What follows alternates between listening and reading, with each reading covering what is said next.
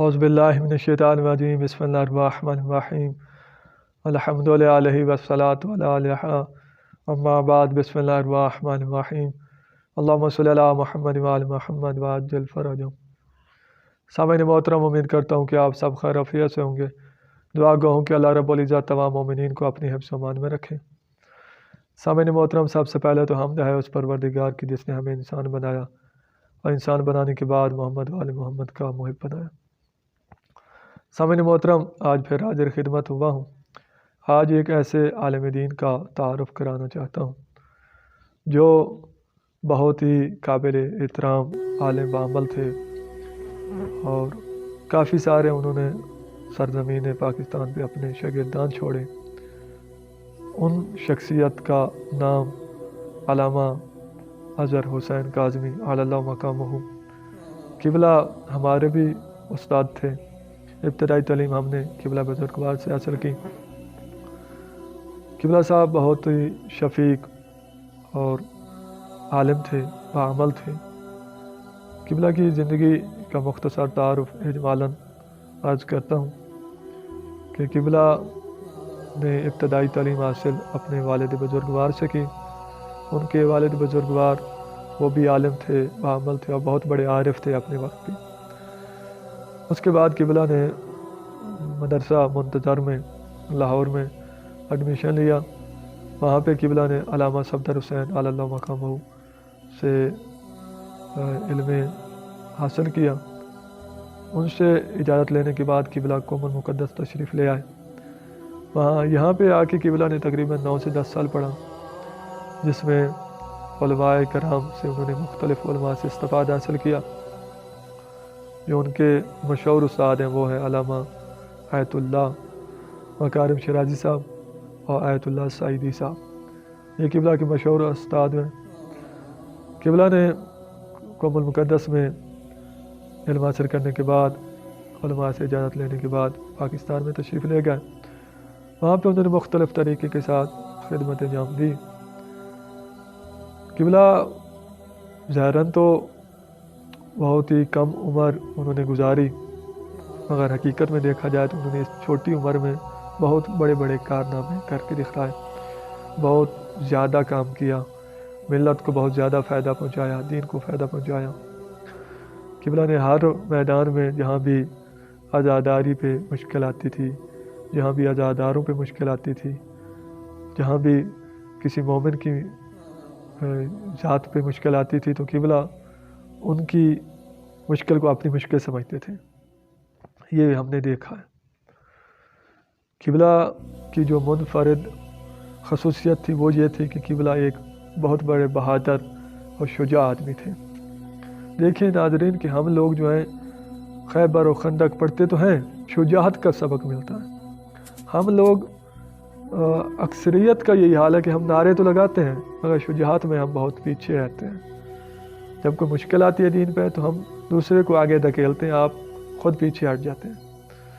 اسی طرح میں کسی کی توہین نہیں کر رہا، نہ ہی میری مقصود ہے کسی کی توہین کرنا۔ تقریباً 70% علماء کی یہ حالت ہے کہ وہ ڈرپوک ہوتے ہیں، مولوی ڈرپوک ہوتے ہیں 70%۔ مگر قبلہ صاحب کی شخصیت، جو بھی قبلہ صاحب کو جانتا ہے قریب سے، اس کو اس بات کا واضح علم ہے کہ قبلہ صاحب بہت ہی محکم اور بہادر شخصیت تھے۔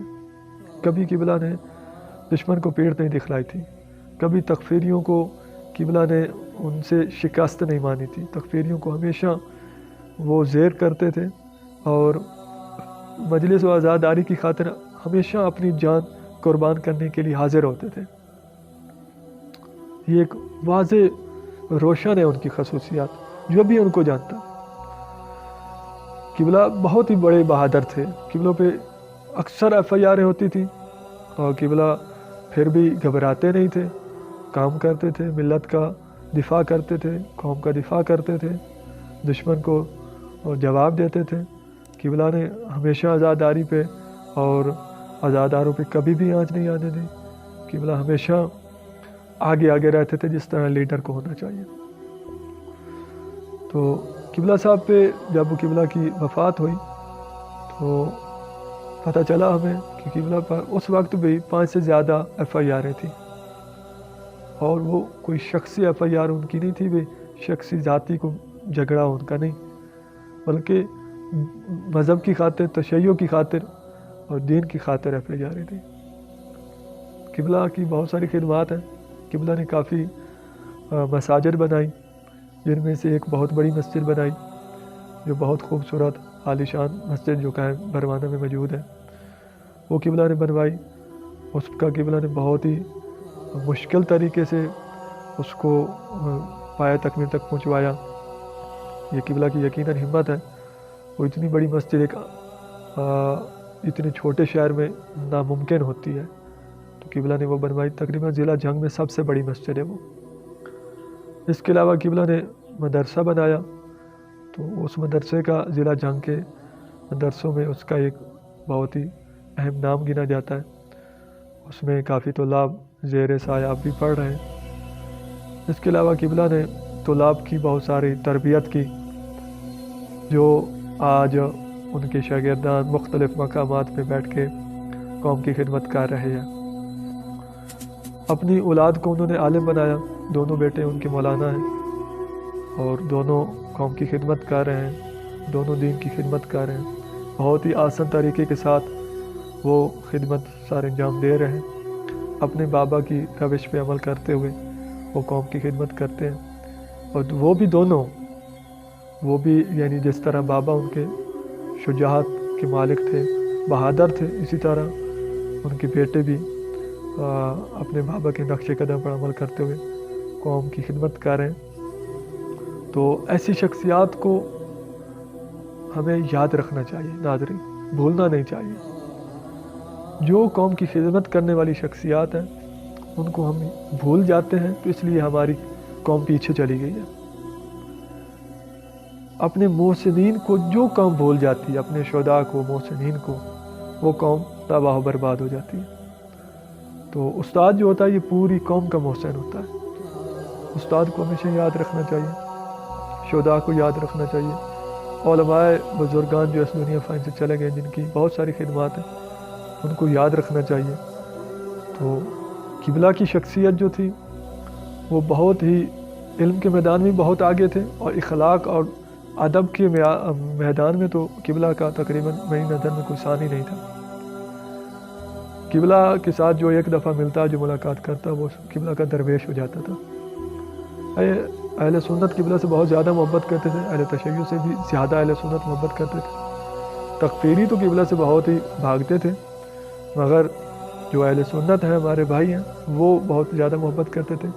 حتیٰ کہ میں نے یہ تک دیکھا کہ ایک اہل سنت کا بندہ قبلہ سے ملا، تو قبلہ نے چند منٹ اس سے صحبت کی، تو وہ چند منٹ کے بعد ایسا درویش ہو گیا قبلہ کا، وہ قبلہ کو کہتا تھا کہ آپ ہاتھ پھیلائیں، میں آپ کے ہاتھ پہ بیعت کرنے کے لیے تیار ہوں۔ تو قبلہ نے بولا غیر معصوم کی بیعت نہیں ہوتی ہمارے مذہب میں، تو آپ یہ کام نہ کریں۔ یعنی یہاں تک قبلہ اخلاق اور پیار کا لوگوں میں بانٹتے تھے کہ لوگ درویش ہو جاتے تھے۔ تو یقیناً قبلہ صاحب ہمارے لیے نمونہ عمل تھے۔ ہم نے بہت کچھ سیکھا قبلہ سے، جو تقریباً ہماری زندگی میں مرتے دم تک ہمیں کام آئے گا۔ تو مومنین سے گزارش کروں گا کہ ایسی شخصیات کو آپ کبھی بھی نہ بھلائیں، ایسی شخصیات کو یاد رکھیں، اپنی دعاؤں میں یاد رکھیں، اپنی عبادات میں یاد رکھیں۔ ایسی شخصیات بہت کم پیدا ہوتی ہیں۔ تو آخر میں دعا گو کہ اللہ رب العزت تمام مومنین کو اپنی حفظ و امان میں رکھے، اور قبلہ صاحب کے اللہ تبارک و تعالی درجات عالی و متعالی فرمائے۔ اللہم صلی علی محمد و آل محمد وعجل فرجہ۔